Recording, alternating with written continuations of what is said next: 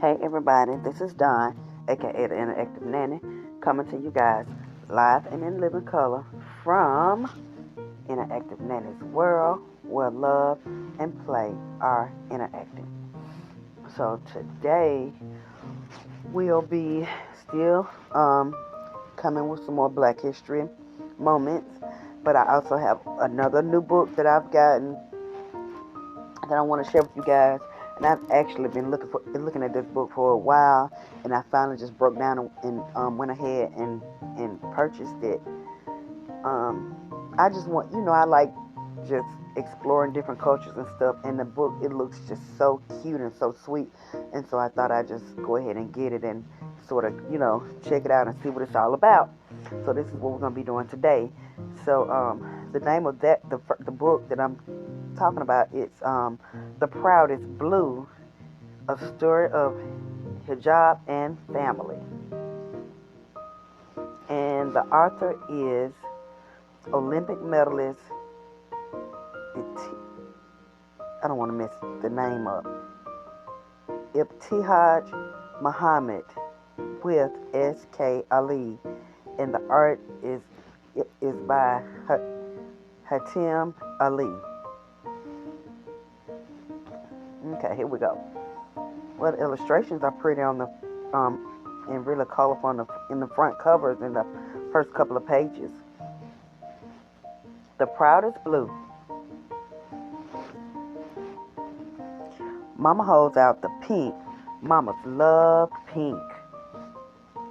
But Asiya shakes her head. I know why.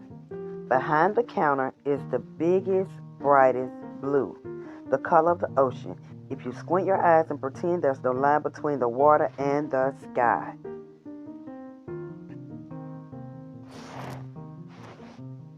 It's the first day. Hijab. Asiya knows. Asiya knows it. I know it. We're sisters. The next day I wait. A new backpack, new light-up shoes. I feel special. I feel like twirling. Asiya comes out of the house and I stop. It's the most beautiful first day of school ever.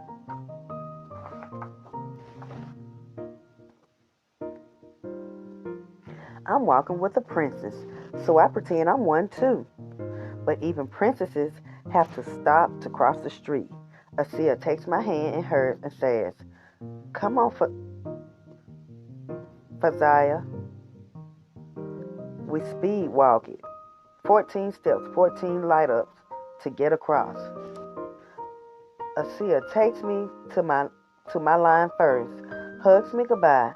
I turn to watch her leave, give a curtsy to the princess going to the 6th grade area. She's easy to see. Her hijab smiles at me the whole way. My first day hijab is gonna be blue too. It's going to be blue too.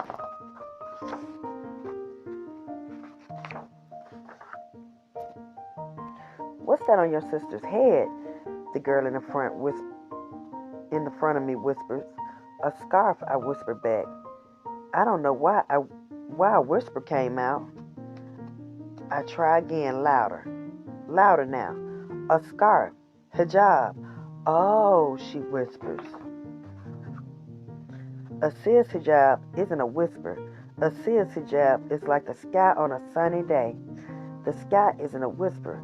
It's always there. Special and regular. The first day of wearing hijab is important, Mama has said. It means being strong. I turn, but I can't see the blue anymore. I run to the big kid's side, 27 steps to see Asiya. I need to give her another hug. I need to see her smile. Faiza, Asiya's eyes wonder why I'm here.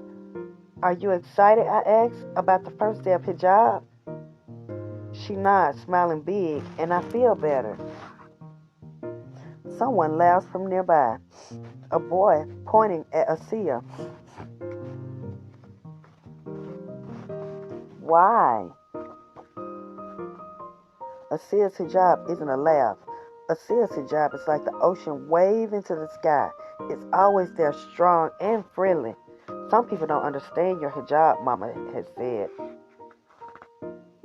But if you understand who you are, one day they will too. In class, I draw a picture. Two princesses in hijabs having a picnic on an island where the ocean meets the sky. The girl who whispered in line says she likes it. She says it loud. She says it so loud, the teacher comes over and sees it. I wonder if Asiya drew a picture too. Recess time is for 5 cartwheels in a row. And I land the first one near the 6th graders. Near Asiya and her friends. Near a boy yelling, "I'm going to pull that tablecloth off your head." Oh, wow. Asiya's hijab isn't a tablecloth. Asiya's hijab is blue. Only blue. Asiya turns away. Her friends turn away. They race to the middle of the schoolyard, their shoes pounding the pavement. Mama, don't carry around the hurtful words that others say. Drop them. They're not yours to keep. They belong only to those who said them. It takes me 48 steps to get away from the yelling boy.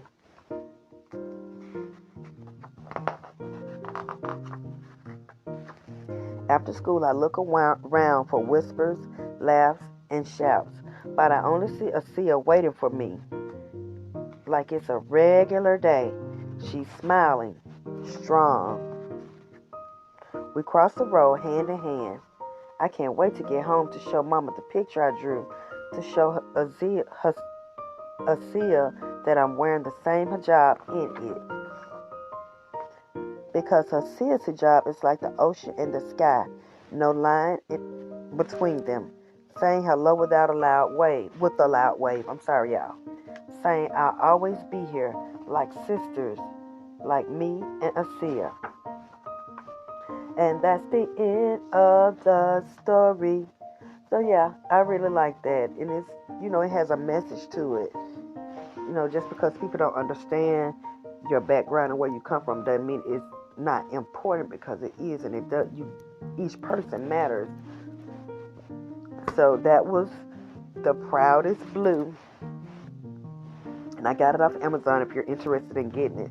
So you can go on Amazon or eBay, or you can go to your local bookstore, or you can go to like thrift books or other online outlets and order The Proudest Blue for you and your littles. And now we're going to get into the Little Leaders, Bold Women in Black History. And we're gonna read about Ida B. Wells. Let's go to her page and see. We're going to read about Ida B. Wells. Ida B. Wells was born in 1862 and she died in 1931. She was a journalist and an activist. Ida was a natural-born activist. Wherever she saw injustice, she stood up against it. She was born enslaved in Mississippi, but emancipation came to the South when she was still a child, and this meant she had the opportunity to get an education. After college, she worked as a teacher, but lost her job for criticizing the poor conditions of the black segregated schools. In 1884, 71 years before Rosa Parks refused to give up her seat on a bus in Montgomery, Alabama, Ida refused to leave her seat in the women's car on a train in Memphis, Tennessee. She had purchased the first-class ticket, but was asked to leave and join the African-American car. Ida did not go quietly. She filed a lawsuit against the railroad and eventually won her case. There was no rule that said black women could not ride in the women's car. However, segregation legislation was soon implemented in Tennessee, and Ida received no further justice in the matter. 3 years later, her case was overturned. She took her frustrations and wrote an article in the newspaper under the name Iola, and later became known as Iola, Princess of the Press. Journalism became her outlet. She was the owner and editor of the Memphis Free Speech and Headlight, and later the Free Speech. She took a major stance against lynching and faced death threats for her words. In 1898, she led a huge anti-lynching campaign all the way to the White House. Ida knew the power of words and knowledge and continued to use her voice to stand up for what was right. And that was Ida B. Wells. And we got one more for this episode. Let me see who we're learning about. And this one is The Little Legends, Exceptional Men in Black History. And we're going to learn about Garrett Morgan. All right, let's see what we're going to learn about Mr. Garrett today. All right. Garrett Morgan, he was born in 1877 and he passed in 1963. Inventor. Garrett was always interested in how things worked. He had no schooling past grade school, but he didn't let that hold him back. By the age of 14, he had worked as a handyman around Cleveland. In 1901, back up. By the age of 14, he had worked as a handyman. By the age of 14, he had worked as a handyman. And by 18, he had taught himself enough to get jobs at sewing machine companies around Cleveland. Okay, there we go, guys. In 1901, Garrett sold his first invention as a part for a sewing machine, and a few years later, he was able to open up his own shop. That was amazing. He soon became a successful businessman and inventor. In 1914, Garrett filed a patent for his next invention. After witnessing the fire, he noticed that the firefighters combated the blazes with no protection over their eyes or face. He thought that a mask could shield the men and keep them from inhaling smoke. He devised a safety hood that covered the face using a hose to access fresh air from below. Many people were reluctant to buy inventions made by black men, so he often hired white actors to conduct demonstrations so customers would give his creations a chance. Eventually, his business grew, and fire departments in Ohio, Pennsylvania, and New York were using his hood. Garrett wasn't just an inventor and businessman, though. He was also a hero. After a tunnel explosion in 1916, Garrett, using his safety hood, rushed in to pull out workers. He saved 2 lives. In 1923, he filed a patent for his next invention. At the time, automobiles were on the rise and sharing the road with horse-drawn carriages, bicycles, and pedestrians. Traffic signals went from stop to go with no notice, and it was dangerous. After Garrett witnessed a terrible crash, he had an idea for a warning signal. It was a precursor to the red, yellow, and green signals used today. Garrett paid attention to the world around him and looked for opportunities everywhere. He proved that inventing wasn't just about coming up with new ideas, but could also, excuse me, you guys, but could also be about improving upon existing ideas, helping people, and making the world a safer place. And that was Garrett. Hold on, guys. Garrett Morgan.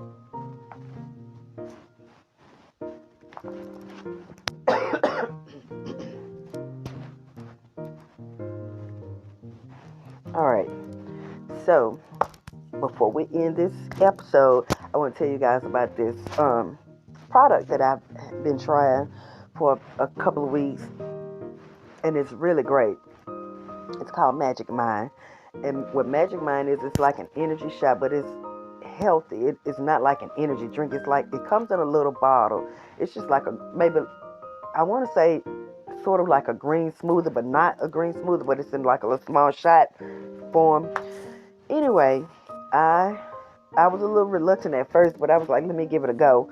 So I tried it for a couple of weeks, and it really does wonders. Like it gives you energy, but it also helps you with your focus and sort of keeping you on task as far as you're not losing your train of thought or whatnot.